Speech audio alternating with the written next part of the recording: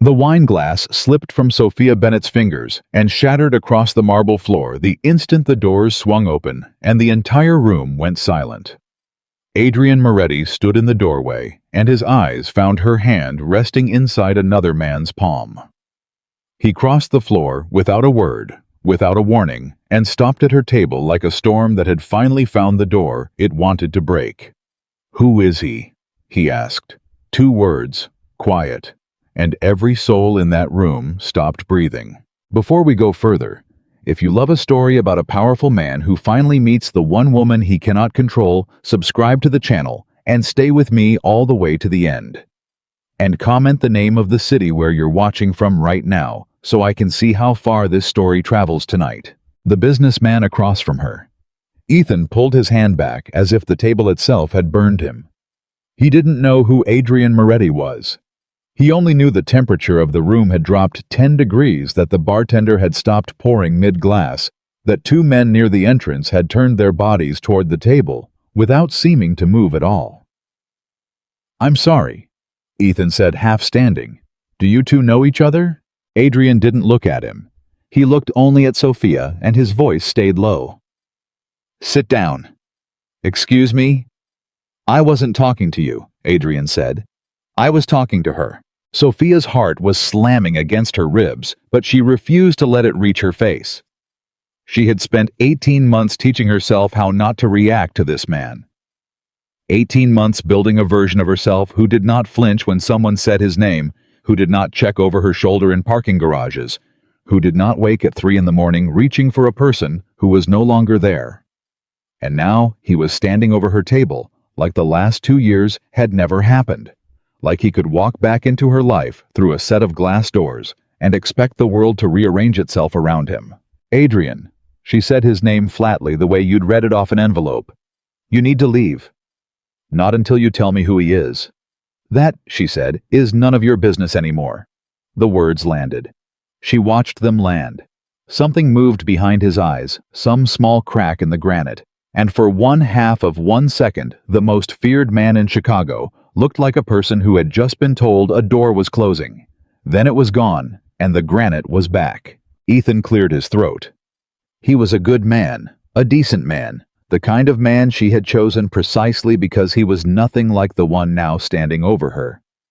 He ran a logistics company. He talked about his mother. He had held the door for her earlier and apologized for being 4 minutes late. He had no idea that the 4 minutes had probably saved his evening from becoming a very different kind of memory. "Look, buddy," Ethan said, standing to his full height. "I don't know what your problem is, but the lady asked you to leave. So maybe you should—" "Ethan." Sophia's voice cut across him sharp and fast. "Don't. Don't what?" "He's the one. Don't finish that sentence." She wasn't looking at Ethan. She was looking at Adrian, and Adrian was looking at Ethan, the way a wolf looks at something small that has just made a noise it shouldn't have. "Please, just sit down. It's fine. I'll handle it." Ethan looked between them confused and slowly lowered himself back into his chair. Adrian's jaw shifted. "You'll handle it," he repeated quietly. "You always did think you could handle everything alone." "I learned it from you," she shot back. "You handled everything alone for 10 years. You handled it so well, you handled me right out of your life." The muscle in his cheek twitched. He pulled out the empty chair beside her without asking, and sat slowly the way a man sits when he has decided he is not leaving, no matter what anyone says. Up close, she could see what 18 months had done to him. He was thinner. There were lines near his eyes that hadn't been there before. There was gray in his hair now at the temples, and it startled her because in her memory he had been frozen, perfectly cruelly frozen, at the moment she walked out the door. "You look good," he said. It wasn't a compliment. It was almost an accusation. "You look like you haven't slept." "I haven't." He said it simply without self-pity, which was somehow worse. "Not really. Not since." Sophia's hands were flat on the table, and she pressed them down harder so they wouldn't shake. "You don't get to do this," she said. "You don't get to walk in here after a year and a half and say things like that.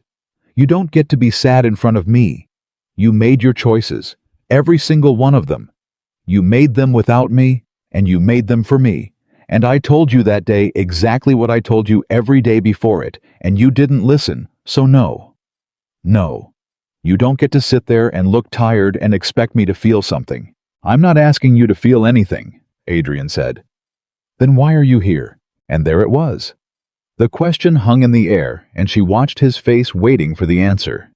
She expected the answer that fit the man she remembered. Jealousy. Pride. The wounded ego of a man who could not stand the idea of another set of hands anywhere near something he still considered his. She braced for it. She had rehearsed her response to it 1,000 times in the shower, in the car, in the long, empty hours. But that answer never came. Because you're being watched, Adrian said. The words didn't make sense at first. She heard them, but her brain rejected them the way you reject a sound that doesn't belong in the room you're in. What? Right now. Tonight. 2 months, maybe longer. His voice was very quiet and very steady, and that steadiness frightened her more than shouting ever could have. Someone has been following you, Sophia. Someone who knows your name, your real name.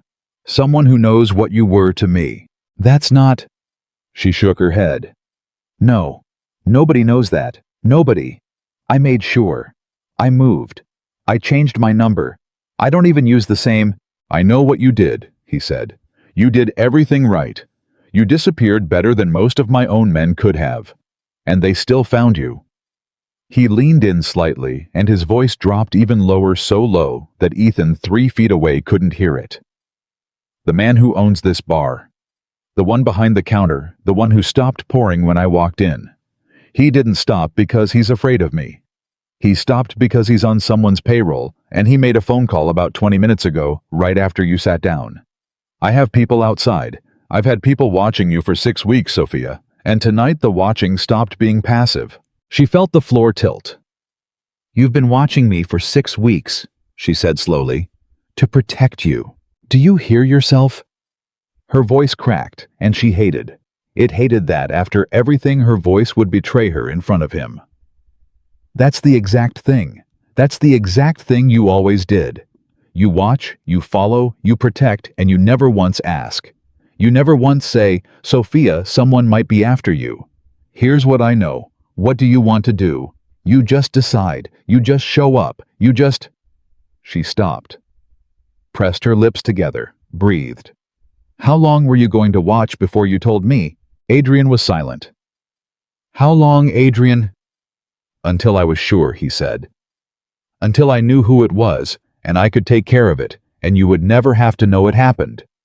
That was the plan. That was always the plan. And tonight? His eyes flicked just once toward the man behind the counter, then toward the 2 men near the door, then back to her. Tonight, the plan changed. Ethan chose that moment to lean forward. Okay, I have been sitting here for 5 minutes, and I don't understand a single thing that's happening. Sophia, do you need help? Should I call someone? Because I will call someone. For a moment, 3 people sat at a small table in a loud room that had gone very quiet, and none of them moved. Then Adrian did something Sophia had never once seen him do in all the years she'd known him. He turned to Ethan and he softened. Not much, but enough. You seem like a good man, Adrian said. I mean that. And because you seem like a good man, I'm going to tell you something true. In about 4 minutes, this is going to become a very dangerous place to be sitting. Not because of me, because of the people who followed her here. You didn't do anything wrong. You had dinner with a woman who deserves to have dinner with a decent man. But if you stay at this table, you're going to get hurt, and it will have nothing to do with you, and I don't want that on my conscience tonight. So I'm asking you, get up, walk to the back. There's a service exit past the kitchen. Go home, lock your door, and forget you ever met her. Ethan stared at him.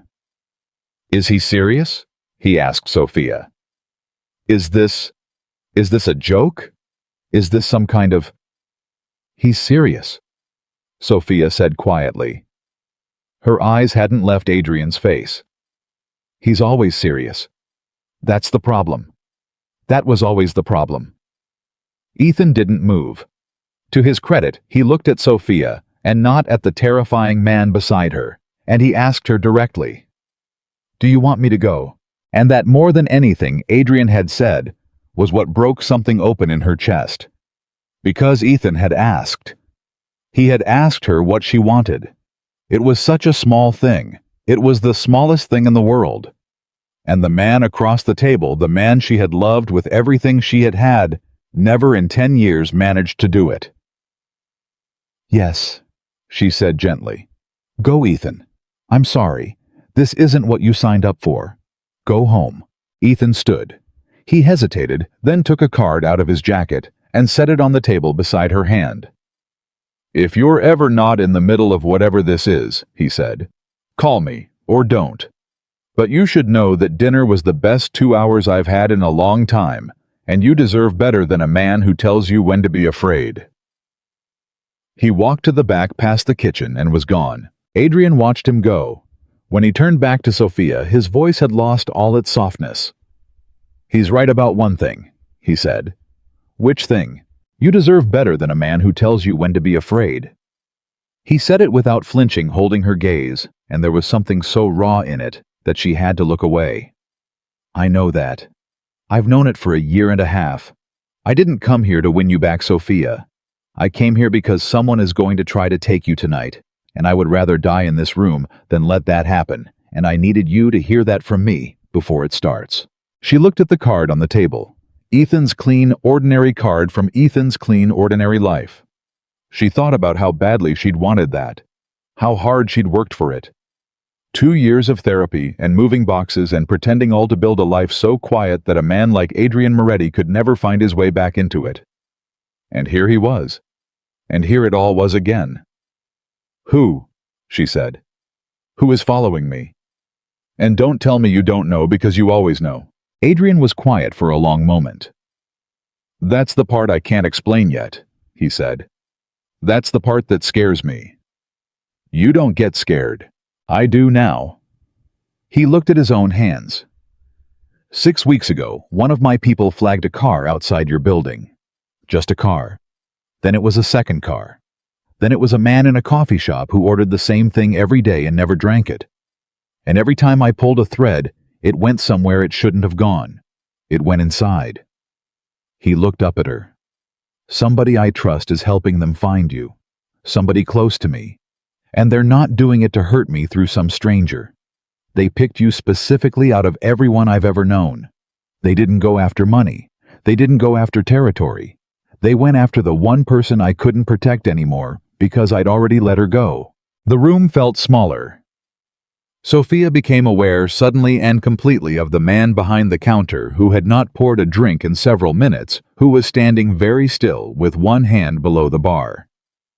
"They know you can't protect me," she said slowly, "because they know I left."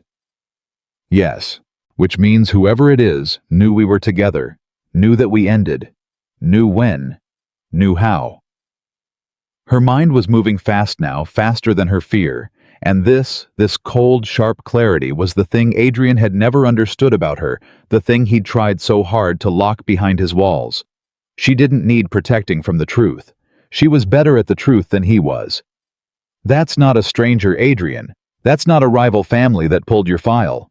Only a handful of people on Earth knew the real reason I walked out that door. And you never told anyone. Did you?" "No." "And I never told anyone." "No." "So how do they know?" Adrian didn't answer, but she watched the answer arrive on his face, watched him arrive at the exact place she had just arrived, and she saw the moment the most powerful man in the city understood that the leak was not out there in the world of enemies and strangers. It was inside his own house. It was someone who had been in the room. It was someone he loved. "There were only 3 people," he said almost to himself. "Only 3 people ever knew why you left." "You," Sophia said. "Me." And he stopped, and that was when the lights in the bar went out. Not the whole block, just the bar. 1 second the room was full of warm light and the low murmur of a Friday crowd, and the next second there was black total, and the sound of chairs scraping and glasses breaking, and one woman near the window letting out a short scream that she cut off with her own hand. Adrian's hand closed around Sophia's wrist in the dark. Not hard. Firm. Sure. The way it always had. "Stay with me," he said, and his voice was completely calm, and for the first time in 18 months, she did the thing her body had never unlearned. She trusted it. She let him pull her up, out of the chair and against him, and she moved when he moved. "Adrian, don't talk. Count with me. 1." She heard the front doors open. She heard footsteps. More than 2. 4, maybe 5, moving into the dark room with the unhurried confidence of men who could see when everyone else was blind. 2. Adrian breathed. He was moving her along the wall away from the door, toward the back, toward the same service exit Ethan had used 10 minutes ago. They came in through the front, so we'd run for the back. There's someone in the kitchen. There has to be, so we're not going to the kitchen. Then where? 3. He stopped. She felt him press her flat against the wall, felt his body come between hers, and the room felt the coiled, terrible stillness of him. "Sophia, whatever happens in the next 60 seconds, I need you to remember something. This is not the time for, it's the only time I might get." His mouth was near her ear, his voice barely a breath. "I never stopped. Not for one day. And I know that means nothing to you now, and I know I have no right to say it, but if this goes wrong, I am not going to let it go wrong with you, thinking I walked away because I stopped. I walked away because I thought it was the only way to keep you alive. And I was wrong about that. I've been wrong about everything except one thing, and the one thing is you." In the dark, she couldn't see his face. She could only hear him. And the hearing was worse, because in the dark, there was nothing to distract her from how much she still knew the sound of him. "You picked a hell of a moment," she whispered. "I always did have terrible timing," he said, and there was something in his voice that was almost a smile, and then a flashlight beam swept across the room 3 feet from where they stood, and everything happened at once. A man's voice, low and unfamiliar, cut through the dark from near the center of the room. "Moretti, we know you're in here. We don't want you. We want the woman. Send her out and you walk away tonight. That's the offer. That's the only offer." Sophia felt Adrian go absolutely still against her. "Interesting." Adrian called back, and his voice filled the dark room with a calm that made the hair rise on her arms, because it was the calm of a man who had already decided how much blood he was willing to spend. "You know my name. You know I'm here. You know she's here. You even knew to kill the lights on this building and not the one next door." A pause. "You want to tell me who told you all that? Or should I guess?" Silence. "Because here's what I keep coming back to." Adrian went on, and he was moving now, slowly drawing Sophia along the wall a few inches at a time, using his own voice as a lure to pull the flashlight beams toward the sound and away from their feet. "You could have taken her any night this week. She walks to work alone. She takes the same train. She had coffee on a patio yesterday for 40 minutes with her back to the street. If all you wanted was the woman, you'd have her already. So you didn't come for her. You came for her tonight. You came the one night you knew I'd be here." His voice dropped. "Which means somebody told you I'd be here. And I only told one person I was coming." Sophia's breath caught in the dark. "One person," Adrian repeated, and now his voice was quieter, colder, more personal, aimed not at the men in the room, but at someone who wasn't there. Someone on the other end of a phone. Someone who had been beside him for 10 years. "One person knew where I'd be tonight, and why. And that person just sold me the exact address, the exact hour, and the woman I would walk into fire for, after 10 years. A breath. After everything I gave him. And Sophia understood in that black room with strangers closing in, and a hand around her wrist, that she had spent 18 months learning to live without, that whatever came next, the war Adrian was about to fight was not with the men in front of him. It was with the one behind him. "Last chance, Moretti," the voice called out. "The woman, or both of you. Choose." Adrian's hand tightened around hers, once a question and a promise at the same time. And Sophia Bennett, who had sworn on everything she owned that she would never again let this man decide her fate, leaned close to his ear in the dark and gave him her answer. "Don't you dare send me out there," she whispered. "You want to change. You want to prove it. Then we don't do this your way, and we don't do this my way. We do it together, right now. Tell me the plan." For one heartbeat, Adrian Moretti didn't move. And then, for the first time in 10 years, he did the one thing he had never done for anyone. He told her everything. He told her about the door on the north wall that wasn't on any blueprint, the one he'd had installed 2 years ago in every building she frequented, without ever telling her. Because even then, even before he let her go, he'd been unable to stop protecting a future he already knew he wouldn't get to share. He told her which of the men in the room was closest, which flashlight was a decoy, which of the 5 voices belonged to Muscle, and which belonged to the one who was in charge. He told her the name of the car outside, and the color of it, and where to run, and who would be waiting at the corner, one of his own people, the only one left he could still trust, a woman named Reyes, who had been with him 9 years, and who had wept the day Sophia left, because she'd been the only one who ever saw how much it cost him. He told her all of it in the space of 30 seconds, fast and low and complete, holding nothing back, protecting her from nothing, treating her at last as what she had always been and what he had always been too afraid to let her be. An equal. And when he finished, he said, "On 3, you run for the north wall. Not the kitchen. The north wall. There's a door behind the coat rack. It opens from the inside. Reyes is at the corner in a gray sedan. You don't wait for me. Do you understand? Whatever you hear behind you, you do not stop, and you do not turn around, and you do not wait. And you?" "I'm going to have a conversation," Adrian said, "with the man who told them I'd be here." "He's not in this room." "No," Adrian agreed. "But his men are, and men talk, especially in the dark, especially to me." She could hear the flashlights sweeping closer. She could hear the careful, patient footsteps of men who thought they had all the time in the world because they thought they'd already won.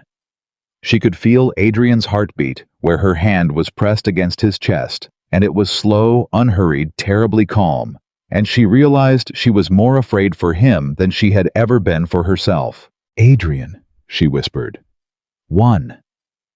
If we get out of this, 2. I'm not promising you anything.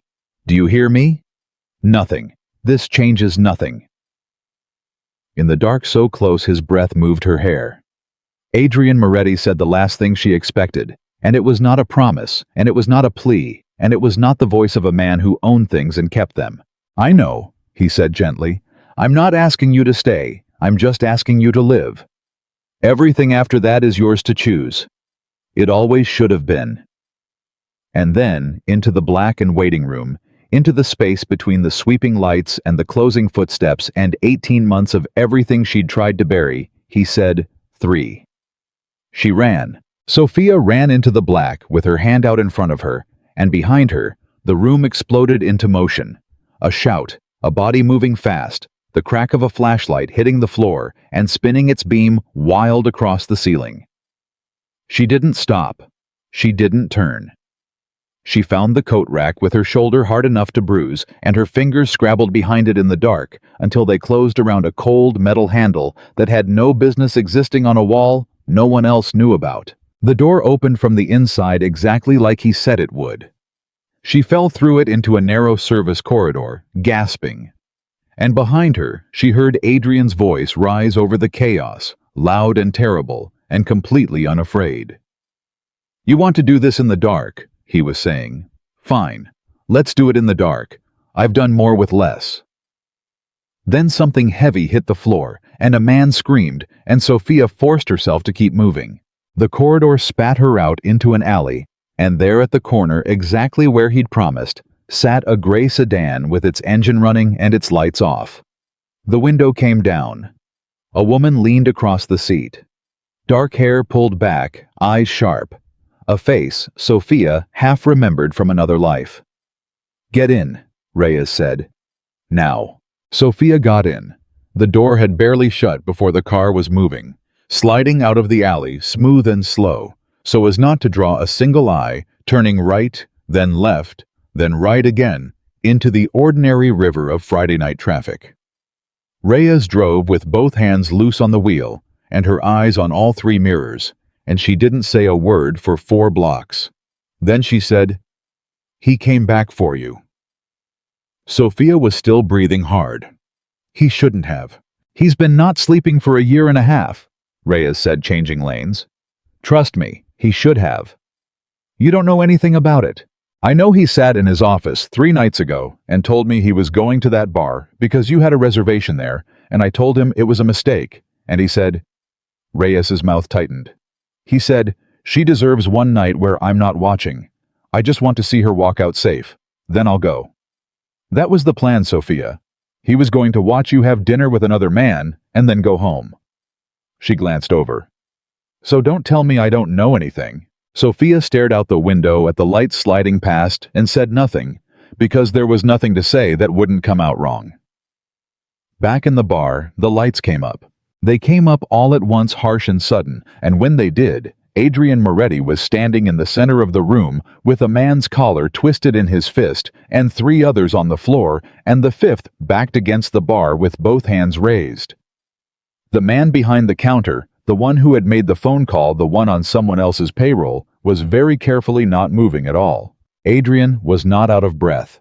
He looked at the man in his grip, a wiry, pale man with a torn sleeve and blood on his teeth, and he spoke to him in a voice so quiet the man had to stop struggling to hear it. "You're going to tell me who sent you," Adrian said. "I'm dead if I do. You're something worse than dead if you don't." Adrian didn't raise his voice. He never did. "But here's what I'll give you. You tell me a name and you walk out of here tonight and you get in your car and you drive until this city is a memory. I won't come after you. I don't want you. I want the man who pointed you at her." He leaned in. "Give me a name." The man's eyes darted toward the door, toward the bar, toward the exits, calculating. Adrian let him calculate.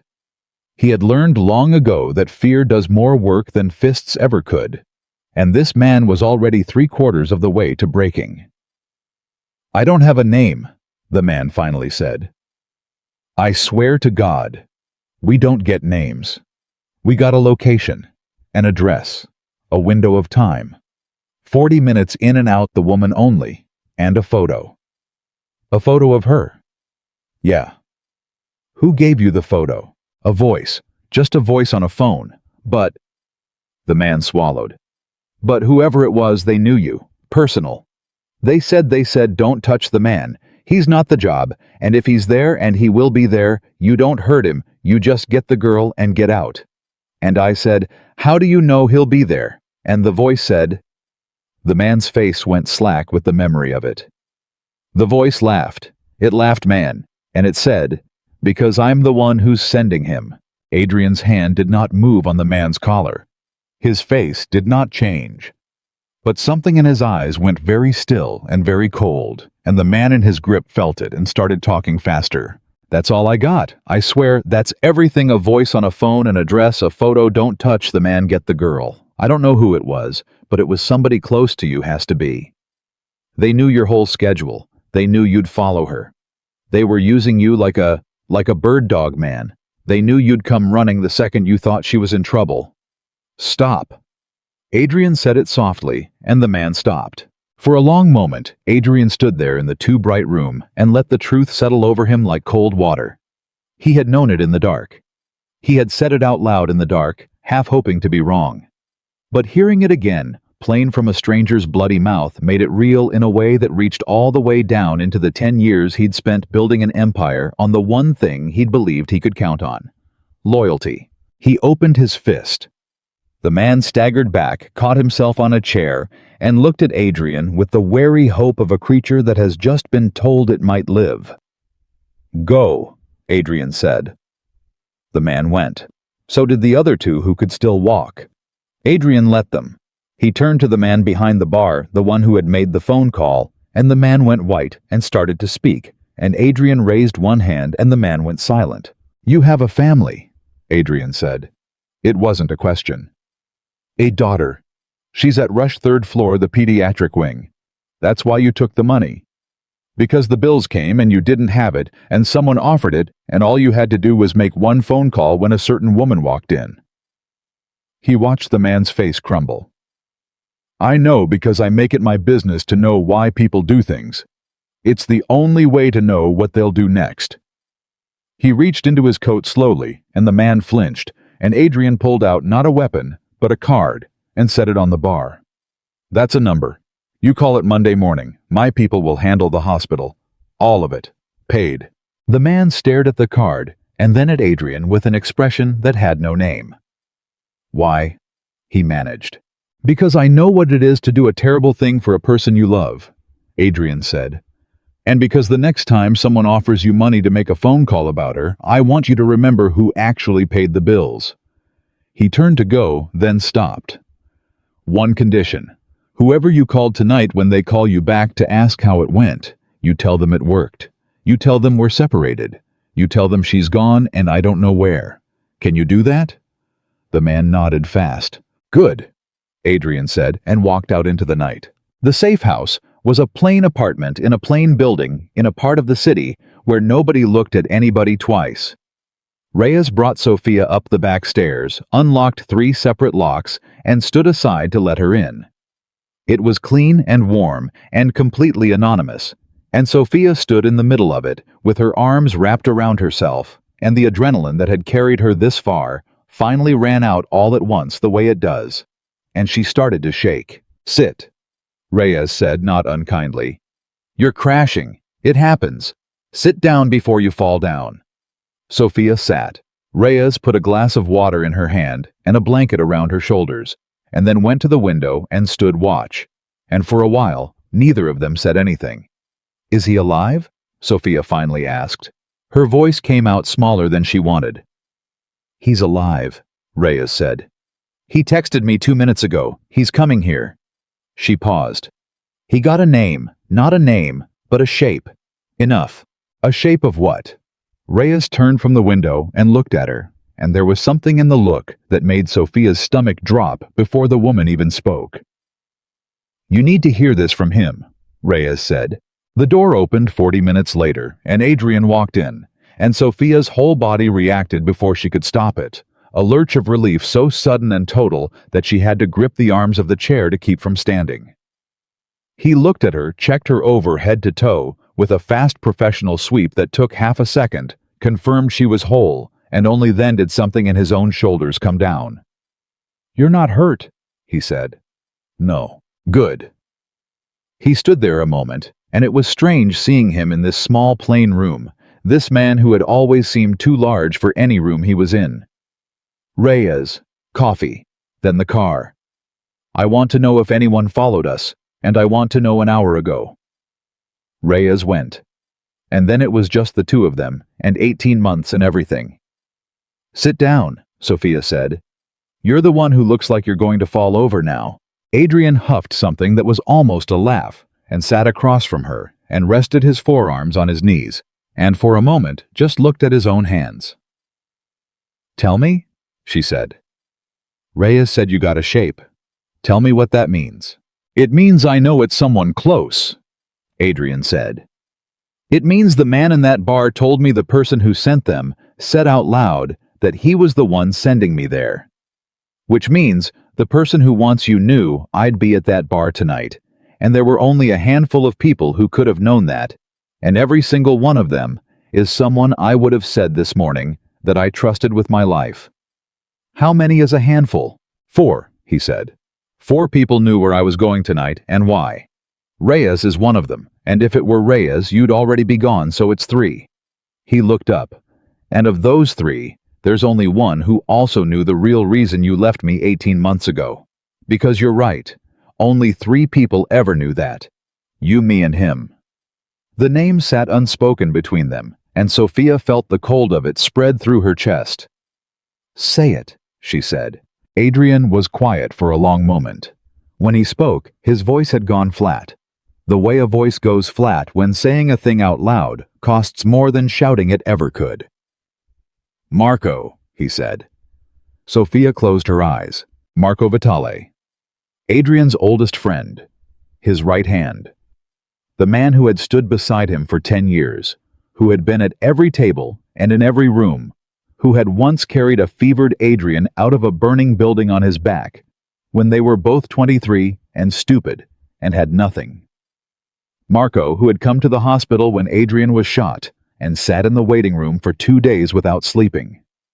Marco, who Sophia herself had liked, had trusted, had confided in once on the worst night of her life when she needed someone to talk to. And Adrian was the one thing she couldn't talk about with Adrian. Her eyes snapped open. "Adrian," she said slowly.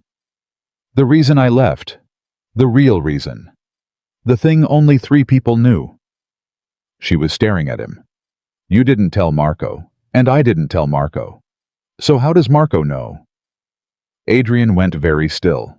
"I told one person," Sophia said, and her voice was shaking now, but not from fear, from something opening up under her like a floor giving way. "The night before I left. I was falling apart, and I couldn't tell you because you were the reason, and I called the one person I thought I could trust, who also knew you. Who could tell me if I was crazy, or if I was right to go. And I told him everything. Everything, Adrian. Why I was leaving. What you'd done. What I'd found out. All of it." She pressed her hand to her mouth. "I told Marco." Adrian didn't move, but she watched the last piece slide into place behind his eyes, watched the full shape of it arrive. And it was so much worse than either of them had thought, because it meant Marco hadn't stumbled onto a secret. He'd been holding it for 18 months. He'd sat across from Adrian at 1,000 tables for a year and a half, knowing exactly why the woman was gone, watching his oldest friend grieve, saying nothing and waiting. "He knew the whole time," Adrian said. His voice was barely a whisper. "Every night I couldn't sleep. Every time I picked up the phone to call you and put it down. He watched me do that. For a year and a half, knowing why you left, knowing where you were, and he never said a word. Why would he wait?" Sophia's mind was racing. "If he wanted to hurt you, if he wanted to use me, why wait 18 months? "Because 18 months ago I was untouchable," Adrian said slowly, and now the strategist was surfacing through the grief cold and precise. 18 months ago you were still with me behind my walls, surrounded by my people, and I had no weakness anyone could reach. He couldn't use you then. You were protected." He looked up at her, and the horror in his face was total. "But then you left. And you took yourself out from behind my walls, and you became reachable. And he watched, and he waited until you'd built yourself a nice quiet life all alone with nobody watching your back. Nobody but me from a distance where I couldn't get to you in time, and then when you were finally exposed, he made his move." "He waited for me to be vulnerable," Sophia said. "He waited for you to be vulnerable," Adrian agreed. "And he engineered it so that the one night he came for you would be the one night he could also lure me out into the open, away from my own people, into a room he controlled, so that if it went wrong, he could have us both." His jaw tightened. "He wasn't going to grab you and hold you for ransom, Sophia. That was never the play. The play was to make me come running. The woman was the bait for the man. He wants me." "Then why not just kill you?" Sophia said. "He's had 10 years of chances." And Adrian was quiet for so long that she thought he wasn't going to answer. "Because he doesn't want me dead," he finally said. "He wants me gone. There's a difference. A dead boss is a martyr. The family closes ranks, someone loyal takes over, nothing changes. But a boss who breaks..." He shook his head slowly. "A boss who loses his mind chasing a woman, who abandons his post, who walks into an obvious trap because he can't think straight, that boss gets removed by his own people. Quietly. From the inside. And the man who was always steady, always there, always the reasonable one, standing right beside him." He met her eyes. "That man inherits everything. And nobody ever questions how it happened because he'll be the one who tried to warn everybody that the boss had gone soft." The room was silent, except for the hum of the refrigerator and the distant sound of the city. "He's not trying to kill you," Sophia said, understanding it fully, now feeling sick with it. He's trying to make you destroy yourself, and I'm the tool he's using to do it. Because he knows the one thing that makes you stupid is me. Yes. And by coming to the bar tonight, she said slowly, by dropping everything the second you thought I was in danger, by walking into a room you didn't control, I did exactly what he predicted, Adrian said. Exactly. He wrote the script, and I followed it word for word. The only thing he didn't predict... He stopped. What? He didn't predict that I'd tell you the truth, Adrian said quietly. The whole plan works on the assumption that I'm still the man who handles everything alone. The man who protects you by keeping you in the dark. That man walks into every trap because that man trusts no one and confides in no one and burns himself out carrying everything by himself. Marco knows that man better than anyone. He counted on him. He looked at her, and something had changed in his face, some hard resolve settling into place. But I'm not going to be that man tonight. For the first time in 10 years, someone knows everything I know. You know. And that means Marco just lost the one advantage he was counting on, and he doesn't even know it yet. Sophia stared at him. You're saying I'm the thing he didn't plan for. I'm saying, Adrian said, that he built his whole trap around a version of me that died the day you walked out that door, and I finally had to sit with what I'd done. He doesn't know that man is gone. He thinks he's still fighting the old Adrian. A muscle worked in his jaw. He's going to find out he isn't. The door opened and Reyes came back in with 2 coffees and a face that said the news wasn't good. Nobody followed us, she said. We're clean. But... She set the coffees down. Marco called, twice, in the last 20 minutes, left a message. She looked at Adrian. You want to hear it? Adrian held out his hand. Reyes gave him the phone. He put it on speaker and set it on the table between the 3 of them and pressed play. And Marco Vitale's voice filled the small room, warm, familiar, easy, the voice of a man who had been at 1,000 dinners and told 1,000 jokes and stood beside Adrian at his father's funeral. Hey, it's me. Listen, I just heard something crazy, and I gotta know you're okay. Somebody said there was a thing at a bar downtown tonight, some kind of hit, and your name came up, and Adrian, my heart's in my throat over here. Call me back the second you get this. If somebody's making a move on you, I need to know. We handle this together, brother. Same as always. Whatever it is, whoever it is, I'm right here. Call me. The message ended. For a moment, nobody spoke. Then Adrian laughed. It was a low, quiet, terrible sound with no humor anywhere in it. We handle this together, brother. He repeated softly, same as always. He looked at the phone like it was something dead. He wants to know if I'm okay. He wants to make sure I'm rattled. He wants to hear my voice and find out how off balance I am so he can plan his next move. He picked up the phone. He's fishing. So don't call him back, Sophia said. No, Adrian said slowly, and a new light had come into his eyes, cold and sharp, and calculating, the light of a man who has just realized the trap has 2 doors. No, I'm going to call him back, but not tonight. Tonight I'm going to let him wonder. Tonight I'm going to be silent and let him sit with the fact that he sent 5 men into a room and got nothing, that the woman's gone and I'm gone, and he doesn't know where either of us is or what I know. He set the phone down. The one thing a man like Marco can't stand is not knowing. He spent 18 months in control of information nobody else had. Let's see how he does when he's the one in the dark. And then, Adrian said, when he's rattled, when he's off his game, when he's the one who can't sleep, I'll call him back. And I'll tell him something that isn't true, and I'll watch what he does with it. He looked at Sophia. That's how you catch a man who's smarter than everyone else in the room. You give him something that's just barely wrong, and you let his own confidence do the rest. Sophia was quiet, studying him. You have a plan already. I have the beginning of one. Then tell me, she said. All of it. Because I'm done being handled, Adrian. If I'm the bait either way, then I'm not going to be bait you keep in a box. I want to know every piece. I want a say in every move. If we do this, we do it as partners, Adrian said. The word hung there. It was not a word he had ever used with her. In 10 years, he had called her many things, his safe protected loved, but never that. Never an equal. Never someone who got a say. And she watched him say it, now watched it cost him something. Watched him hand over a thing he had spent his whole life refusing to share.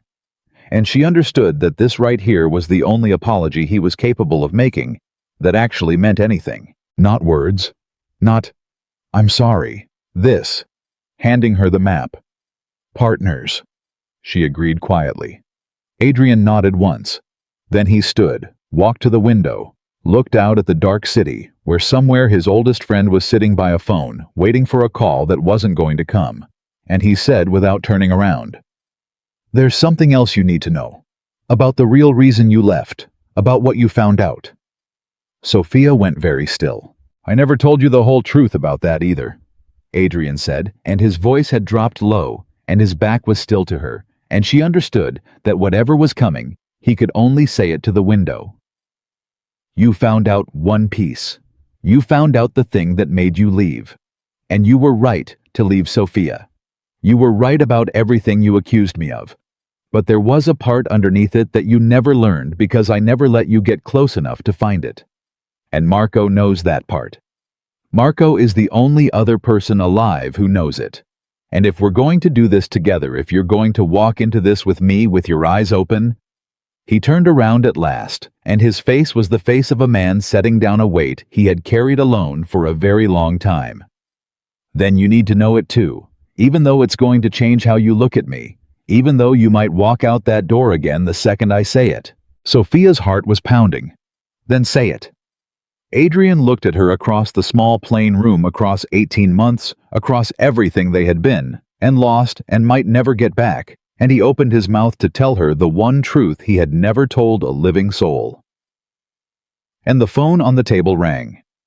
Not Adrian's phone, not Reyes's, Sophia's phone, the new phone, the one with the number that only 4 people in the world had: her landlord, her employer, her sister, and a man named Ethan, whose card was still sitting on a bar table across town. She looked down at the screen. The number was blocked, and a text came through beneath the ringing.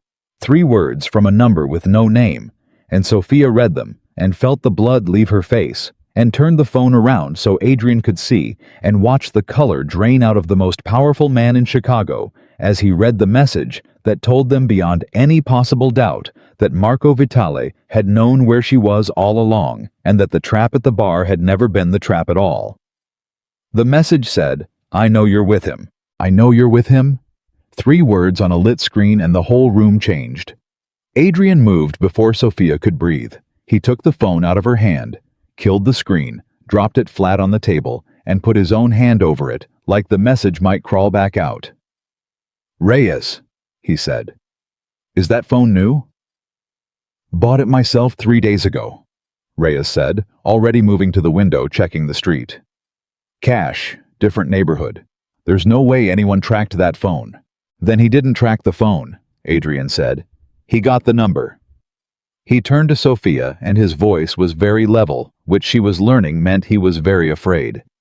"Who has this number, exactly? Every person." "My landlord, my work, my sister." Her mind was racing. "And..." She stopped. "And Ethan," she whispered. "I gave Ethan this number 2 days ago, when he asked me to dinner." The room went cold. "No," Sophia said. "No, Adrian Ethan is nobody. He runs a shipping company. He talks about his mother. He's the most ordinary man I've ever..." "Say that again," Adrian said quietly. "He's ordinary." "The shipping company. What's it called?" She told him, and she watched Adrian's face close like a door. "Adrian, what is it?" "Reyes," Adrian said, not looking away from Sophia. "Pull everything on that company. Ownership, contracts, who they move product for. Do it now." Reyes was already gone, phone to her ear in the next room. Adrian sat down slowly across from Sophia, and when he spoke his voice had gone gentle in a way that frightened her more than anger would have. "Sophia, how did you meet Ethan?" We were at the same coffee place. A few times. He was funny. He asked me out. It was normal. It was completely normal." "The coffee place. Was it near your apartment?" "Yes." The one with the patio, where you sat yesterday for 40 minutes with your back to the street. She felt her stomach drop through the floor, because she had never told him where she got coffee. He had said it in the bar coffee on a patio yesterday. 40 minutes your back to the street, and she'd been too terrified to notice, but he'd known because he'd been watching. And if Adrian had been watching her have coffee on that patio, then Adrian had seen Ethan there, more than once. You knew, she said slowly. You saw him. You saw us meet. I saw a man who kept showing up wherever you were and never quite talked to you, Adrian said, for 3 weeks, and then 2 days before the trap, he finally made his move and asked you out, and you gave him this number. He looked at the dead phone under his hand. The number Marco just texted. You're saying Ethan works for Marco? Her voice cracked. You're saying the whole thing, the coffee, the dinner, all of it, Adrian? He sent me home, tonight. When it got dangerous, Ethan got up and left through the kitchen. Why would Marco's man do that? Why would he walk away from me? And Adrian went still, and she watched him think it through. Watched him arrive somewhere terrible. Because he wasn't there to take you, Adrian said slowly. He was there to put you exactly where Marco wanted you. A public place. A reservation Marco knew about because Ethan made sure of the details. A perfect stage for me to walk onto. Ethan's whole job was to get you to that bar on that night, looking happy and safe, and with another man so that when I walked in, he stopped. So that when you walked in, you'd lose your mind. Sophia finished. Her voice was hollow. The jealousy. Me with another man. That was the trigger. That was designed. Marco knew that the one thing that would make you reckless, make you charge into that room without thinking, wasn't me being in danger. She met his eyes. It was me being happy with someone else. He knows me, Adrian said quietly. He knows that danger makes me careful, and jealousy makes me stupid. He picked the one that makes me stupid. And it worked. And it worked. Adrian rubbed a hand across his face, and for the first time she saw genuine shame there, not for the danger, but for how easily he'd been played, how well his oldest friend had known the ugliest part of him. He walked me through it like I was a dog on a string, every step. And the worst part, he exhaled. The worst part is Ethan sending you home was the tell. If Ethan had been just a nice man, he'd have stayed, or he'd have fought, or he'd have called the police. Instead, he left calm through a service door he already knew was there the second I said the room was about to get dangerous. He knew. He knew before I said it. Because it was his script too. Sophia thought about Ethan's card still on that bar table. You deserve better than a man who tells you when to be afraid. She'd thought it was the kindest thing anyone had said to her in a year. He'd been reading a line. I liked him, she said, and hated how small it came out. I actually liked him. I know, Adrian said. That was the point. Marco doesn't do anything halfway.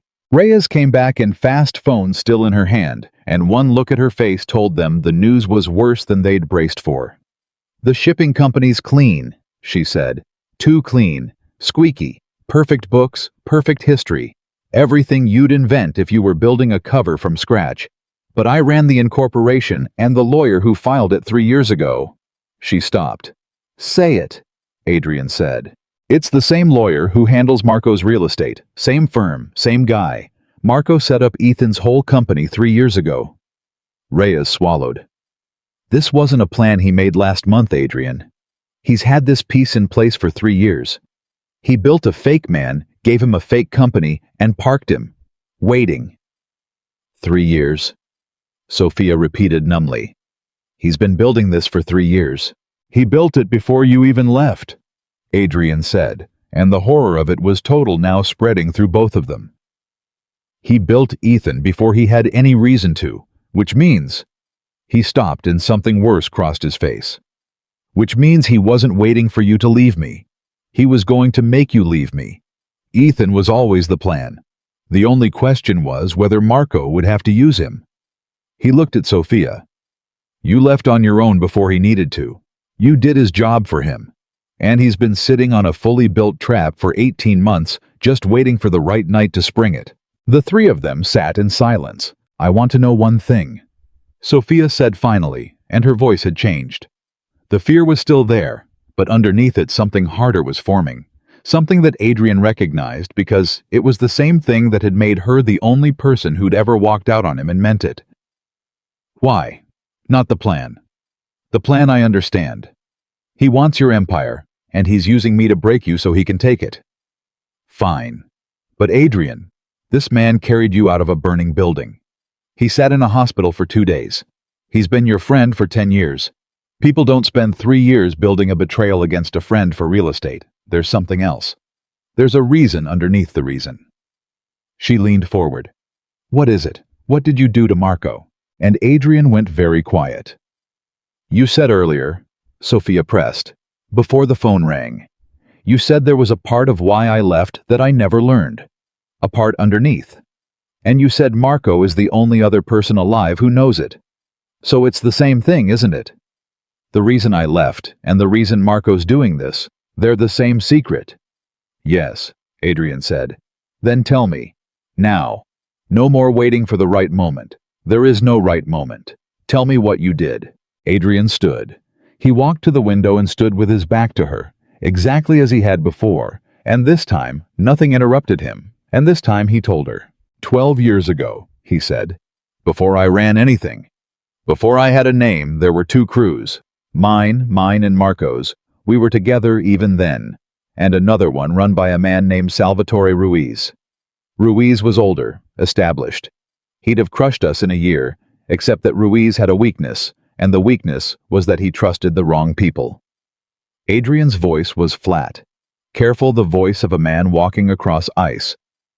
I found out that one of Ruiz's own men was skimming, and I fed that information to Ruiz in a way that made him think it came from someone else.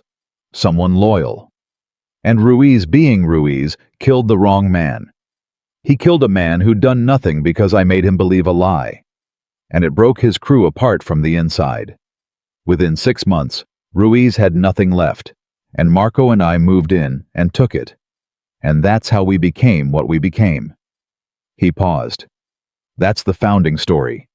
That's the blood the whole empire is built on. A lie I told that got an innocent man killed. That's terrible, Sophia said quietly. But that's not enough for Marco to do this. You did that together. No, Adrian said. We didn't. He turned around. The man Ruiz killed, Adrian said. The innocent one, the one who died because of my lie. He held her eyes. His name was Tomas Vitale. He was Marco's older brother. Sophia's hand went to her mouth. Marco doesn't know, Adrian said, and his voice finally broke just slightly at the edges. That's the part. That's the whole part. For 12 years, Marco has believed that Ruiz killed his brother, and that he and I avenged Tomas by destroying Ruiz. He thinks I helped him get justice for his brother. He named his son after Tomas. And the truth is, Adrian's jaw worked. The truth is, I'm the reason his brother is dead. I killed Tomas as surely as if I'd done it myself. I just used Ruiz's hand to do it. And I've stood next to Marco for 12 years knowing that and letting him grieve and letting him thank me, and I never told him because the day he finds out is the day everything ends. The room was so silent Sophia could hear her own heartbeat. And I found out, she said slowly, 18 months ago. That's why I left. Not because of the violence. Not because of the danger. Because I found out you'd built your entire life on a lie that killed your best friend's brother, and you'd let him love you for it every day for 12 years.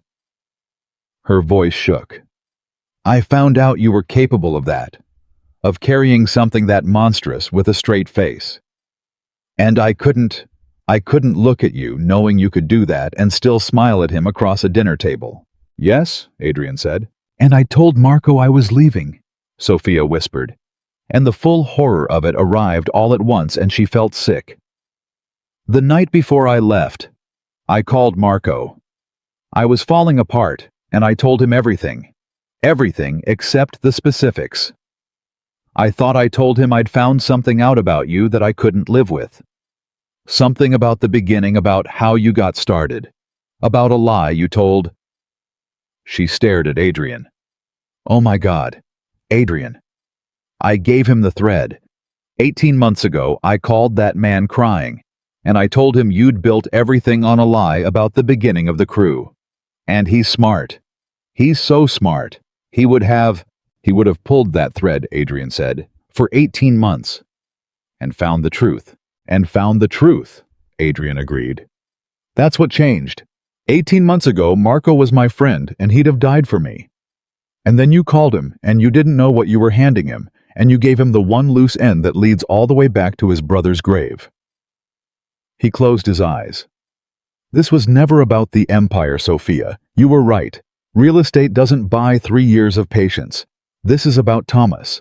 Marco found out I killed his brother. And everything since then, Ethan the waiting tonight, all of it, it's not a man taking a business. It's a man avenging his brother against the friend who murdered him and smiled about it for 12 years. Sophia sat back.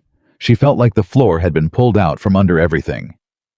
Then he's not the villain, she said quietly. Adrian opened his eyes.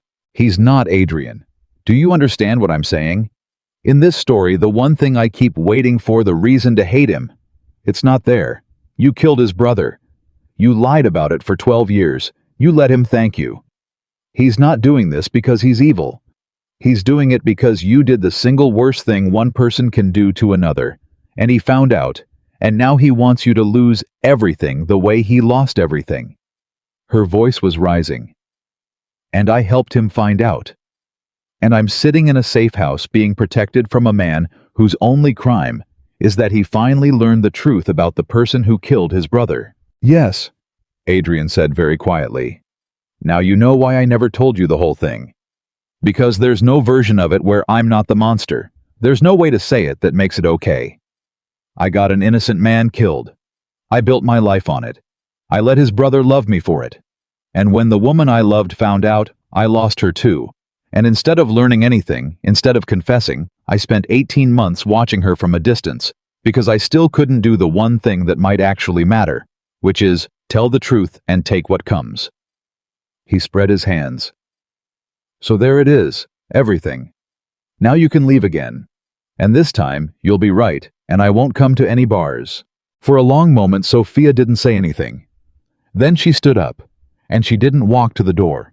She walked to him. You're an idiot, she said, and her voice was thick. You've been an idiot for 12 years, and you were an idiot 18 months ago, and you're being an idiot right now. She was close to him, closer than she'd let herself be since the bar. Because you still think the worst thing you ever did was the lie. It wasn't. The lie was terrible. But the worst thing you ever did was decide that carrying it alone made you strong. You could have told Marco the truth 12 years ago. You could have let him hate you and grieve honestly. Instead, you decided you'd protect him from it the same way you decided to protect me from everything, and all your protecting ever did was build a bomb with a longer and longer fuse. She poked him hard in the chest. You don't get to atone by hiding. That's not atonement. That's just cowardice wearing a nice coat. Adrian stared at her. So no, Sophia said. I'm not leaving. Not tonight. Because for the first time you actually told me the truth. All of it, the part that makes you the monster, and you told me knowing I might walk out, and that's the first brave thing I've ever seen you do. She stepped back. But we are not going to war with Marco Vitali like he's an enemy. Do you hear me? We're not. Because he isn't one. He's a grieving man who found out his hero killed his brother, and if you go into this treating him like a rival to be beaten, you'll just prove you learned nothing. Then what? Adrian said, and there was something raw and lost in it. A man who had run out of the only playbook he'd ever had. What do I do? He wants me destroyed. He's built 3 years of machinery to do it. What's the move if the move isn't to fight him? Sophia looked at him for a long moment. You tell him the truth, she said. All of it, to his face. You confess. He'll kill me. Maybe, she said. Probably. But right now he's chasing a version of you that lies and hides and runs the man who killed Tomas and covered it up. That man he can hate forever. That man he can burn down without ever feeling a thing. She held his eyes. But a man who walks in unarmed and says, I killed your brother. I've been lying to you for 12 years, and I'm done running from it. Do what you have to do. That's a different man. That's not the man he's been hunting. And you told me an hour ago that Marco's whole plan depends on you being the man he thinks you are." A small, sad smile. "So stop being that man. Walk in as the one thing he never planned for. Someone who finally tells the truth." Adrian was silent for a very long time. "That's not a strategy," he finally said. "That's just surrender." "No," Sophia said. "Surrender is what you've been doing for 12 years. Hiding is surrender. This is the opposite. This is the first fight you've never let yourself have." She reached out and for the first time in 18 months took his hand, his actual hand, and held it. "I found out what you did and I left, and I hated you for a year and a half. And I'm standing here holding your hand right now not because you got less guilty. You didn't. You're just as guilty as you were an hour ago. I'm holding your hand because you finally stopped pretending. And if the truth could bring me back to a man I swore I'd never speak to again—" Her voice broke. "Then maybe the truth is the only thing that has any chance with Marco either. It's the only thing you've never tried." Adrian looked down at her hand in his. And Reyes, who had been standing silent by the door through all of it, cleared her throat, and her voice was strange. "There's a problem with that plan," she said. They both turned. Reyes was holding her phone, and her face had gone the color of ash. "Marco just called me," she said slowly. "Not Adrian, me, 10 seconds ago." She swallowed. "He knows this address. He knows we're here. He said—" She stopped. "He said to tell you both to come outside in the next 10 minutes, or he does the thing he came to do. And Adrian—" Her voice dropped. "He said it's not about you anymore. He said he already knows you'll do anything to save her, and that's not enough. He wants you to feel exactly what he felt. He said—" "Say it," Adrian said. Reyes looked at Sophia, then at Adrian, and her eyes were wet. "He said Tomas didn't die quick, and neither will she. He's not here for you, Adrian. He was never going to make you watch your empire fall." Reyes's voice cracked. "He's going to make you watch her die. Because that's what you did to him. You took the person he loved most, and you didn't even have the decency to let him say goodbye. So now he's going to take yours." She lowered the phone. "The whole thing, Ethan, the bar, all of it. It was never a trap to break you and steal the empire. That was the story we told ourselves because it made sense. The real plan was always simpler than that." She looked at Sophia. "Get you close to Adrian. Get you both in one place, and take from him the exact thing he took from Marco." The room was silent. And outside in the dark street below, a single car door opened and closed. A car door opened and closed in the dark street below, and Adrian Moretti made a decision that broke every rule he had lived by for 12 years. "I'm going down," he said. "Alone." "No." Sophia and Reyes said it at the same time. "Reyes, get her out the back. There's a second car in the alley. The keys are in the visor. Take the highway. Don't stop. Don't call anyone. And don't come back for me no matter what you hear." "Adrian." "That's an order." He was already moving toward the door, and Sophia caught his arm and spun him back with a strength that surprised them both. "You just told me," she said, and her voice was shaking with fury, "not 20 minutes ago that everything you ever did wrong came from deciding to carry it alone. And your very first move, your very first instinct, is to walk downstairs alone and try to trade yourself for me." She dug her fingers into his arm. "You learned nothing. You said the words and you learned nothing. He wants to kill you. I know what he wants, I heard." She was almost shouting now. "And you think the answer is to go down there and die for me. And that fixes it. That makes it right. The big sacrifice. The noble gesture. That's not truth. Adrian, that's just the same disease wearing a martyr's face. You protecting me by throwing yourself in front of the bullet is the exact same thing as you protecting me by keeping me in the dark. It's you deciding what happens to my life without asking me." Adrian stopped. "So ask me," Sophia said. "For once in your life, ask me what I want to do." The room held its breath. "What do you want to do?" Adrian said. And it cost him. She could see what it cost him to stand there with his oldest friend in the street below and a plan already fully formed in his head, and instead hand the question to her. It was the hardest thing she had ever watched him do. "I want to go down there with you," she said. "Both of us. Not you trading yourself. Not me hiding in a car. Both of us together, and you tell him the truth to his face exactly like I said.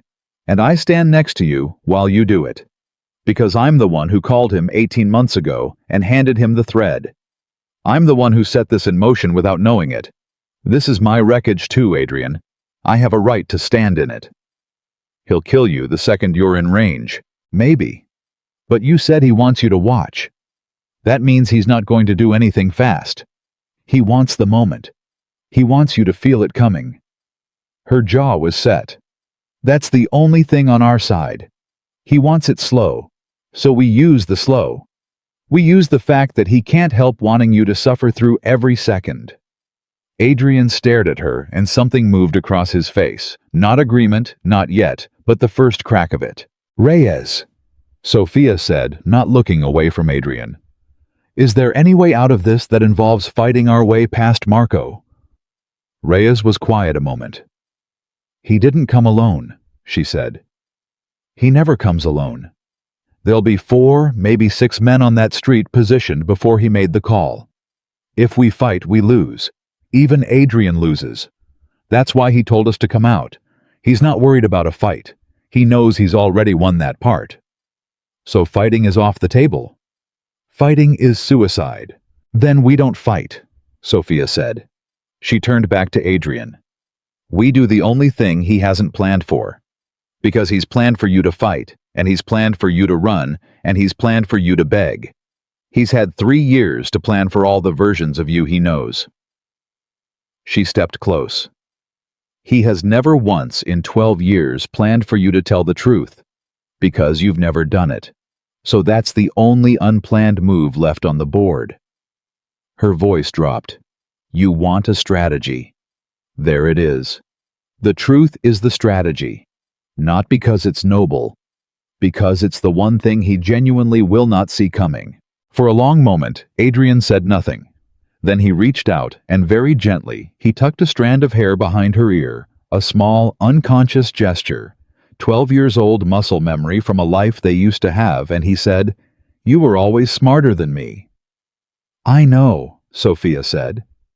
"That's why you should have listened to me the first time." "Reyes," Adrian said without looking away from Sophia, "you stay up here, window. If it goes wrong..." He stopped. "If it goes wrong, there's nothing you can do, so don't do anything. Just live. Somebody who knew both of us should get to live." Reyes's eyes were wet, but she nodded. Adrian took Sophia's hand, and together for the first time, they walked down the stairs. Marco Vitale was standing in the middle of the empty street. He looked exactly like himself.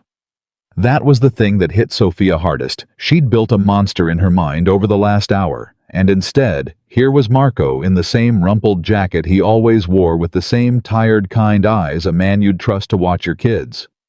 There were men in the shadows, she could feel them, but Marco stood alone in the open with his hands in his pockets, and when he saw the two of them come out of the building together, holding hands, something crossed his face that was almost grief. "Well," Marco said softly, "look at that. Together after all. He came running to the bar, and it actually worked out for you two." He shook his head slowly. "I really did think one of you would run. I gave it 50-50.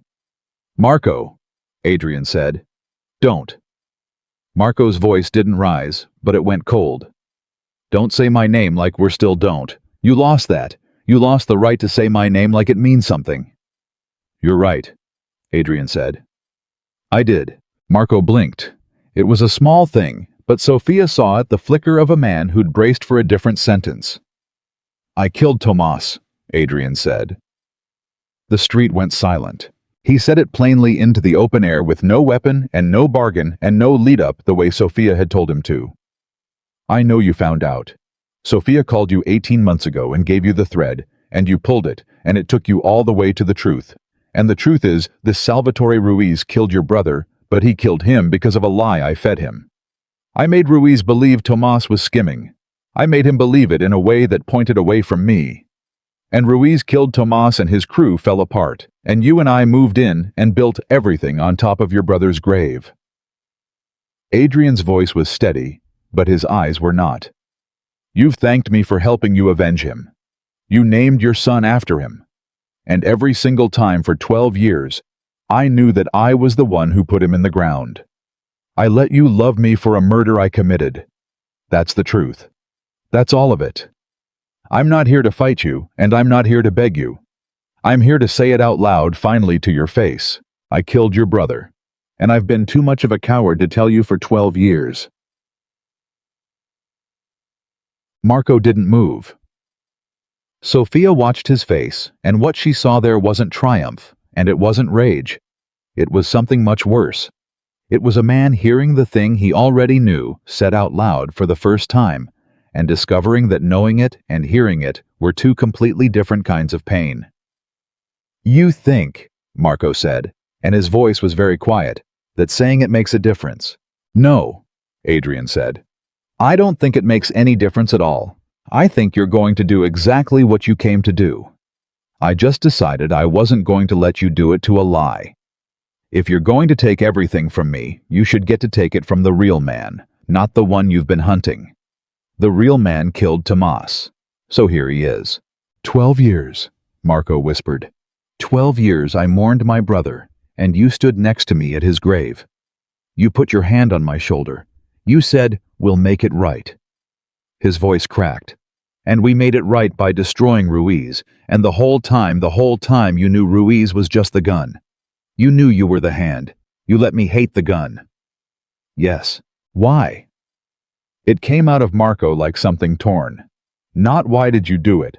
I know why you did it. You were young and hungry, and Ruiz was in the way, and you were willing to spend a man's life to move him. I understand ambition. I understand murder. What I don't understand—" His voice broke completely now. "What I don't understand is the 12 years. Why did you let me love you? You could have let me hate you clean. Instead, you took my grief and you made yourself the person who comforted me in it. You made yourself my family. Do you understand what that did to me when I found out I didn't just lose my brother twice? I lost the man who helped me survive losing him, because that man was the same man. There was nobody left to hold me up because the person holding me up was the person who knocked me down." And Sophia, standing there, understood something that changed the whole shape of the night. Marco wasn't here for revenge. Not really. Revenge was clean. This was grief that had nowhere left to go. This was a man who had lost every version of the person he loved at once, and had built a machine 3 years long just to have somewhere to put the pain. "Marco," she said.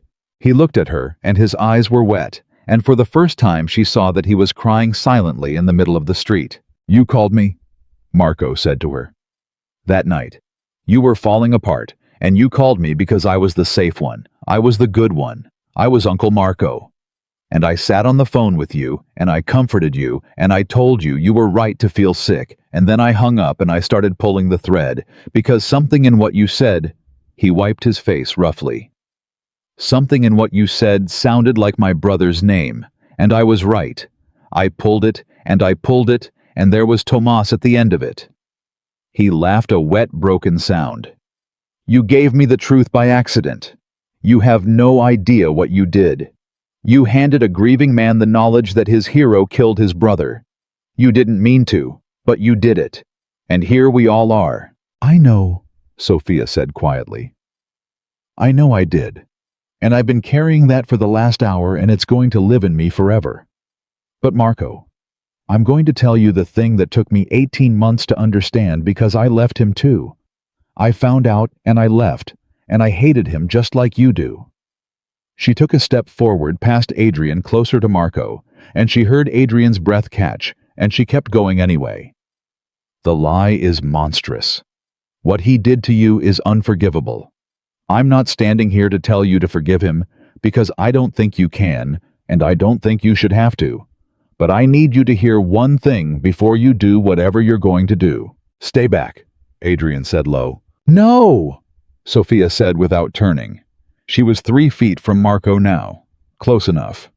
Marco, if you kill me tonight, you're not doing it to hurt him. Not really. You're doing it because right now in your whole life there is not one single person left who knew Tomas and knew the truth and is still standing. You're the last one holding it, and it's crushing you. And some part of you thinks that if you make Adrian feel it too, really feel it, watch someone he loves die slow, then you won't be alone in it anymore. Her voice was gentle now, terribly gentle. But you will be. That's the thing nobody tells you about revenge. It doesn't split the weight. It just adds mine to yours. You'll walk away from here carrying Tomas and me, and Adrian will be destroyed, and you'll be more alone than you were an hour ago. It doesn't work, Marco. It never works. I know because I tried it. I left him to make him hurt the way I hurt, and all it did was make two of us hurt, instead of one. Marco's hand in his jacket pocket was trembling. She could see it. You don't get to make this okay, Marco said. You don't get to be the good one who talks everybody down. You called me. This is your fault too. Yes, Sophia said. It's my fault too. I've said that 3 times tonight, and I'll say it every day for the rest of my life. So if you need someone to pay for the accident of it, then here I am. I'm right here. I'm not running. She spread her empty hands. But do it knowing the truth. Not the story you built to make it bearable. The truth is, I was a heartbroken woman who called the wrong friend. And Adrian is a murderer who finally told you so. And you're a grieving brother who's about to make it all so much worse. And none of us are the villain. And none of us are the hero. We're just 3 people standing in the wreckage of one terrible thing a young man did 12 years ago. Her voice broke. So if you're going to shoot somebody, Marco, shoot the person who actually did it. He's standing right there, and he came out here unarmed to let you. For a long, long moment, nobody moved. Marco looked at Sophia. Then he looked at Adrian, who stood with his hands loose at his sides. No weapon, no guards, having sent his own people away, having walked into the open street because a woman told him the only move left was the truth. You really came out here to die, Marco said to him. I came out here to stop hiding, Adrian said. If dying is what that costs, then yes. And if I put it in her instead of you. Marco's hand came halfway out of his pocket. You watch. Like you made me watch, except I didn't even get to watch. I got a phone call 3 days later. You'll have it worse than me. You'll see every second. Then do it, Adrian said, and his voice finally broke the granite, finally shattered 12 years of it coming apart at once. Do it, Marco, if that's what evens it. But before you do, I want you to know one thing, and then I'll never say another word. He was openly weeping now. This man Sophia had never once seen cry. This man Chicago feared. Tomas came to me the week before he died. He knew you and I were getting into something dangerous, and he sat me down and he said, whatever happens, whatever this business does to you, to protect my brother. Marco's got a soft heart under all of it. Don't let this world make it hard. Adrian's voice cracked down the middle. Your brother's last conversation with me was him asking me to keep you safe. And I killed him 4 days later. And then I spent 12 years keeping you close, keeping you safe, keeping you second in command where I could watch over you, because it was the only piece of him I had left, the promise I made to a man right before I murdered him. He wiped his face. That's why the 12 years, Marco, not to use you. Because Tomas asked me to protect you, and it was the one thing I could still do, and I was too much of a coward to tell you that either. So there. Now you have all of it. Now do what you came to do. Marco Vitale stood in the middle of the empty street with his hand half out of his pocket and tears running down his face, and Sophia watched the machine he'd built over 3 years finally hit the one thing it was never designed to survive. Not a fight, not a bargain, the whole truth. He asked you to protect me, Marco said. His voice was barely there. The week before he died, sitting at my kitchen table, his exact words. Adrian's voice was wrecked. You want to check if I'm lying? You can't, because there's nobody left who was in that room. It's just me, It's the last thing about your brother that only I know. And I've been holding it for 12 years the same way I've been holding everything alone, like a coward." He took one step forward, unarmed hands open. "I'm done holding it. It's yours now, all of it. Everything I know about Tomas, every conversation, every word, it's yours. I should have given it to you years ago instead of keeping it like it made me closer to him. Take it. Take all of him back. I've stolen enough." Marco's hand came the rest of the way out of his pocket. Sophia's heart stopped. But there was nothing in it. His hand was empty. And Marco looked down at his own empty, trembling hand as if it belonged to a stranger, and then he made a sound she would never forget as long as she lived, a low, cracking animal sound of a man who had built his entire remaining life around a single act and could not in the end perform it. "I can't," Marco said. He was shaking all over now. "I've been planning it for 3 years. I built the whole thing, Ethan, the bar, all of it. 3 years, and I get here and I get you exactly where I wanted you, and I can't." His knees buckled, and he went down onto them in the middle of the street, and he covered his face with both hands. "Because if I kill her, I'm you. Don't you understand? If I take the person you love to make you hurt, then I'm exactly the man who did it to me. I spent 3 years trying to become you, and I got all the way here and I looked at it and it's you, it's your face. It's the thing I hate." Adrian was on the ground beside him before Sophia could move on his knees in the empty street. His arms around his oldest friend and Marco fought him for 1 second, and then collapsed against him, and the two men knelt there in the dark, holding each other and weeping, the murderer and the brother. 12 years of a lie, finally out in the open between them, where it could no longer poison anything in secret. Sophia stood over them with tears streaming down her own face, and she understood that nothing was fixed. Nothing was forgiven. A man was still dead. A lie was still 12 years old. What had happened here didn't erase any of it. But for the first time, the truth was in the open, and all three of them were standing in it together, instead of each carrying their own piece alone in the dark. And that she finally understood was the only thing that had ever had a chance of not becoming another grave. Somewhere in the shadows, a car engine started, and then another, as Marco's men, seeing their boss on his knees, weeping in the arms of the target, quietly understood the job was over and left. And up in the window above them, Reyes lowered her phone and let out a breath she'd been holding for what felt like her entire life. It was Marco who finally spoke, his voice muffled against Adrian's shoulder, wrecked and small and 12 years old. "I don't forgive you," he said. "I want you to know that. I don't. I don't think I ever can." "I know," Adrian said. "I don't want you to. I don't deserve it. But I couldn't kill her." Marco pulled back and looked at Sophia, his face ruined. "And I couldn't kill you. And I don't know what that leaves. I built 3 years around one ending, and it's the one thing I couldn't do, and now I don't—" He looked lost, utterly lost, a man whose whole map had just burned. "Now I don't know what happens. I don't know what any of us does now." And Sophia, kneeling down slowly to join the two of them on the cold ground, took Marco's shaking hand in one of hers and Adrian's in the other, and said the only true thing there was left to say. "Neither do we," she said. "None of us knows, but we're going to figure it out with the truth on the table instead of under it. All of it out loud from here on. That's the only promise anybody in this street gets to make tonight." She looked between the two broken men. "It's the only one that's ever meant anything."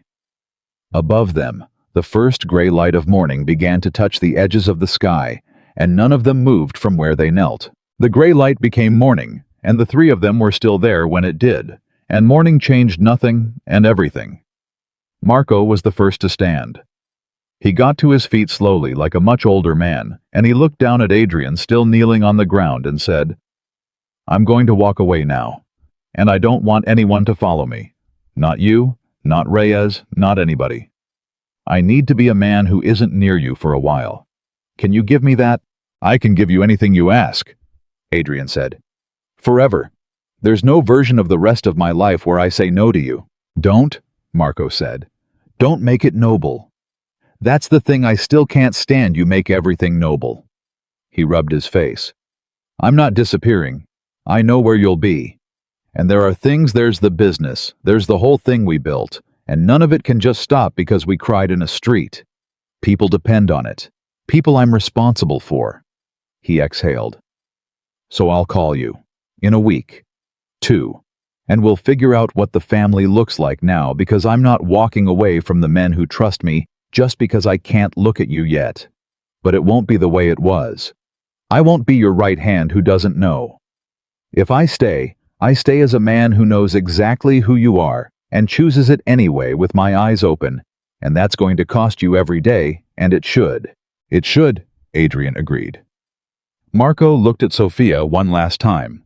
"You saved his life tonight," he said. "You know that.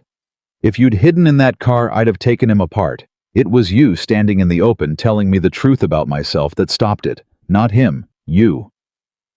His mouth twisted, not quite a smile. "He doesn't deserve you. But then, nobody deserves anything. We just get what we get, and we try not to make it worse." He turned to go, then stopped. "The accident of you calling me. I've hated you for it for 18 months without you even knowing I existed as your enemy. And I stood here tonight ready to kill you for it." He was quiet a moment. "But if you hadn't called me, I'd have gone to my own grave thinking Ruiz killed my brother and thinking Adrian was the man who helped me avenge him. I'd have died believing a lie about the 2 most important people in my life." He shook his head slowly. "I don't know if the truth was a gift or a curse. I genuinely don't. But you gave it to me, and I'm the one who has to decide what it was. Not you, so stop carrying it. It's mine now." And with that, Marco Vitale walked down the empty street and around the corner and was gone. And he did not look back, and neither Adrian nor Sophia followed. For a long moment, they stayed where they were, the 2 of them on the cold ground in the new light. "He's right," Sophia said finally. "You don't deserve me." "I know. I'm not saying it to be cruel. I'm saying it because it's true, and because you need to stop trying to earn me like I'm a prize at the end of enough suffering." She turned to look at him. "That's the last thing you have to unlearn, Adrian. You keep thinking if you're guilty enough and sorry enough, and you throw yourself in front of enough bullets, then eventually you'll have paid the debt and you'll deserve to be happy, and you won't. There's no amount that makes you deserve it. Tomas is still dead. That never gets paid off." Adrian's face was raw. "Then what's the point? If it never gets paid, if I never deserve it, then what am I even—" "The point," Sophia said, "is that you stop trying to deserve things, and you start trying to be honest. Deserving is about the past. Honesty is about right now. You can't undo Tomas. You can't earn your way out of it. But you can tell the truth for the rest of your life instead of hiding. And you can be the kind of man Tomas asked you to be for his brother, and you can do that not because it makes you clean, but because it's simply better than the alternative." She held his eyes. "You're never going to be a good man in the sense of the ledger balancing. That ledger will never balance. But you can be an honest one starting today. And an honest man who did a monstrous thing and never hides from it again, that's not redemption. There's no such thing as redemption for what you did. But it's something. It's the only something available. And it's worth choosing." Adrian was silent for a long time. "That's a hard thing to hear," he finally said. "I know, it's supposed to be. Cheap comfort is what got you 12 years of lies. You told yourself keeping Marco close was noble, keeping me protected was love, carrying it all alone was strength. Every comfortable story you told yourself was a lie that killed something." She stood and offered him her hand and pulled him up. "So no more comfortable stories, just the true ones, even when they're hard. Especially when they're hard." They walked back up the stairs, and Reyes met them at the door with red eyes and folded them both into an embrace without a word.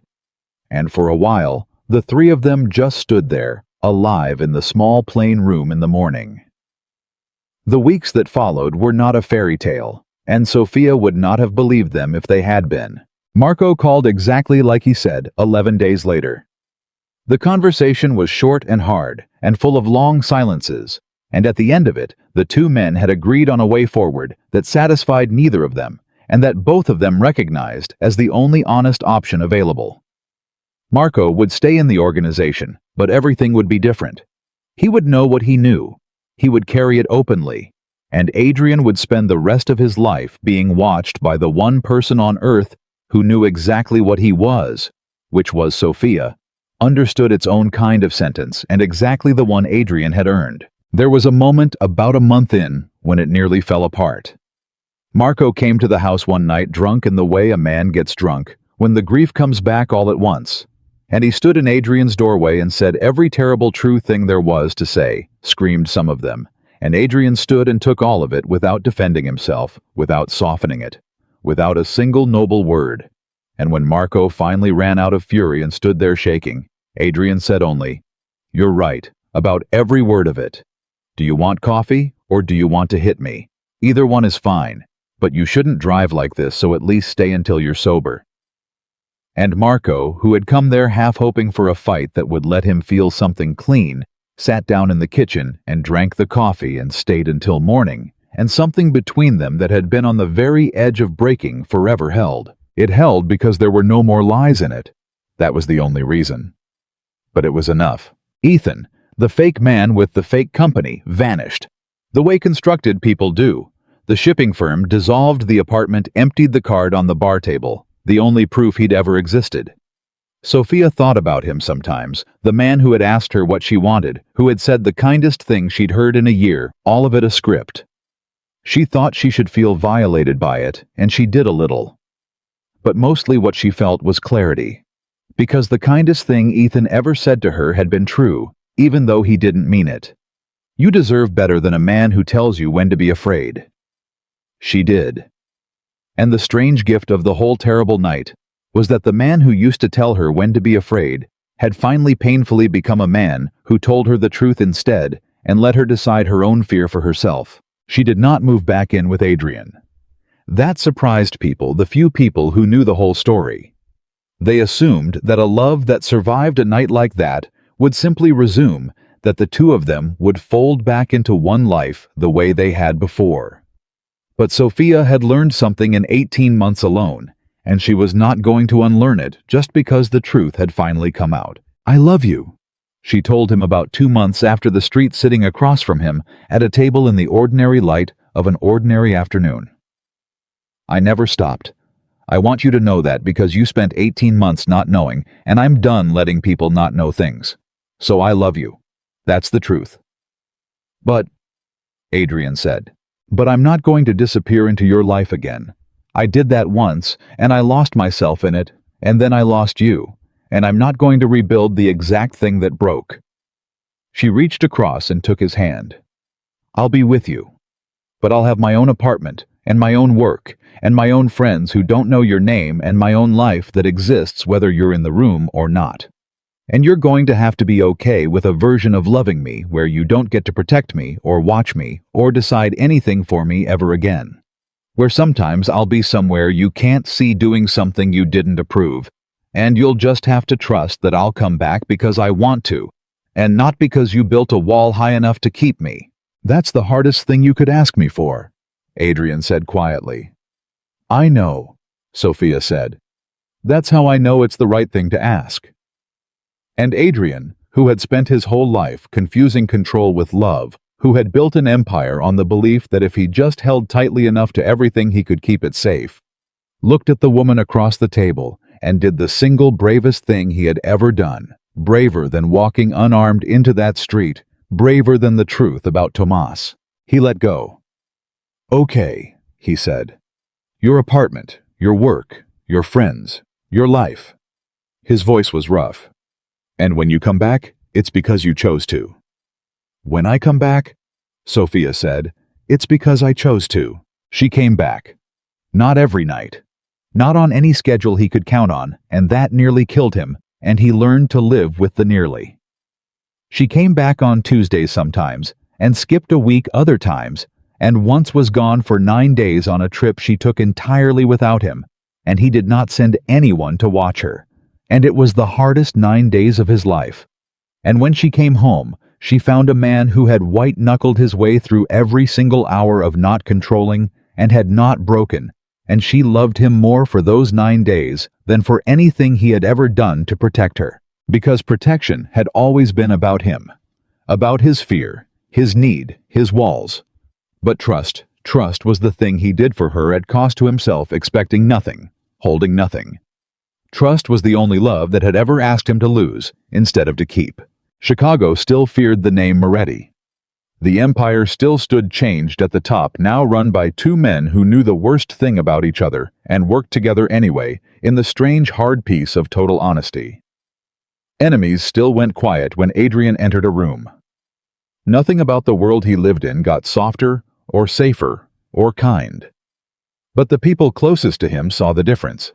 They saw a man who no longer flinched when someone got near the woman he loved. They saw a boss who, when his oldest friend disagreed with him, actually listened, because he had learned the hard way what happens when a man surrounds himself only with people who don't know enough to say no. They saw Reyes, who had wept the day Sophia left and wept again the night she came back, promoted to a place at the table she'd earned 9 times over. They saw Sophia Bennett walk into rooms full of dangerous men, not as someone's protected woman, not as anyone's weakness, but as a person. Those dangerous men learned very quickly not to underestimate, because she was the only one in the room who had once stood unarmed in an empty street and talked a grieving killer down from murder with nothing but the truth. She was not Adrian Moretti's weakness. She never had been. That was the lie Marco had built 3 years around, and it was wrong, and its wrongness was the reason his plan had failed. Sophia was not the soft place where Adrian could be broken. She was the hard place where he finally became honest. There was a night almost a year after the bar, when the two of them stood together at the edge of a party. Neither of them had wanted to attend, and Adrian looked across the room at Marco, laughing with a group of the younger men alive and present and staying, choosing every single day to stay. And he said quietly, "I still don't understand why he didn't do it. In the street, he had every right. I keep waiting to understand it." "You're never going to understand it," Sophia said, "because you keep looking for the reason in yourself. Whether you deserved it, whether the truth earned it, whether you paid enough. But it was never about you." She followed his gaze to Marco. "He didn't do it because of who he was, not who you were. Because in the end, when he got all the way to the edge of it, Marco Vitale would rather live carrying the truth than kill and become the thing he hated. That's not about you at all. That's the best thing that man ever did, and he did it for himself, and you don't get to take credit for it or blame for it. It's his. Let it be his." Adrian was quiet. "That's the whole thing, isn't it?" he said finally. "That was the whole thing I never understood. About Marco, about you, about all of it. I spent my whole life thinking I was the center, that everyone's choices were about me, that I could control the outcomes by controlling myself, that if I was strong enough and careful enough, I could hold everyone's fate in my hands." He shook his head slowly. "And I never once let anybody make their own choice. Marco's grief was his. Your love was yours. And I kept trying to manage both of them like they were mine to hold. And now, Adrian said, and reached over and took her hand, not to keep it, not to hold it, just to have it for as long as she chose to let him. "I don't hold anything. I just show up, and I tell the truth, and I let the people I love make their own choices, and I live with whatever they choose. Even if I choose to leave. Even if you choose to leave." He said it without flinching. "You always could. You always will be able to. The door's open. It's going to stay open. That's the whole difference between what we had before and what we have now. Before I locked the door and called it love. Now I leave it open and call it the same word. But this time, the word is true." Sophia looked at him for a long moment. "I'm not going to leave," she said. "I know. But that's not why the door's open. The door's open whether you leave or not. That's the point." And she understood finally that he had learned it, the whole of it, all the way down. That the man who once could not stand for another set of hands to touch what he considered his, had become a man who held the thing he loved most in the world with his palm open flat, asking nothing, keeping nothing, trusting everything. The world knew Adrian Moretti as a ruthless man who took whatever he wanted and let nothing go. But Sophia knew the truth, and the truth was the only thing that had ever mattered, that the strongest thing a powerful man ever did was open his hand and let her be free to walk away, and that she stayed every day, Not because he held her, but because he finally at last did not. Power can force a person to obey. Only trust can make them stay.